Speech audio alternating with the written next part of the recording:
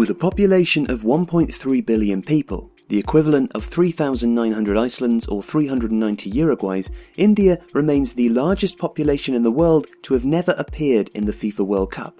This would seem an unlikely outcome, but a brief look at Indian football's history and current league structure can help answer this question.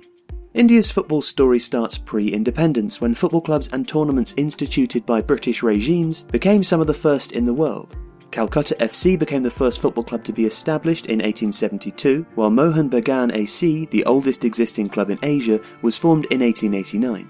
The Durand Club and IFA Shield, first held in 1888 and 1893 respectively, are two of the oldest football cup competitions in the world. In 1911, Mohun Bagan became the first all-Indian football team to win the IFA Shield, beating East Yorkshire Regiment 2-1 in the final in what was a landmark moment in Indian sport. In 1937, the All India Football Federation was formed to administer football affairs in India and was affiliated with FIFA in 1947, the year India became independent. The Indian team qualified by default for the World Cup in Brazil 1950, owing to pull-outs by other Asian teams. Urban legend has it that the Indian team was not allowed to participate in the tournament due to the fact that they played barefooted. The reason is now understood to be that at the time the World Cup wasn't considered as important as other events such as the Olympics. The period from 1951 to 1962 is commonly referred to as India's golden years in football, as they competed for and won various titles. 2 Asian Games gold medals in 1951 and 62 sandwiched a 4th place finish in the 1956 Melbourne Olympics and victories in various other tournaments.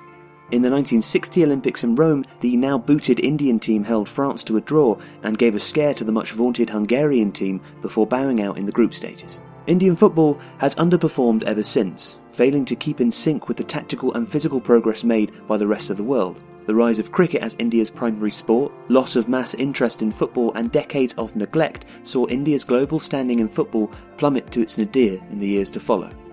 The National Football League, India's first semi-professional national league, was established as late as 1996, with football until then largely played within state leagues and among government institutions.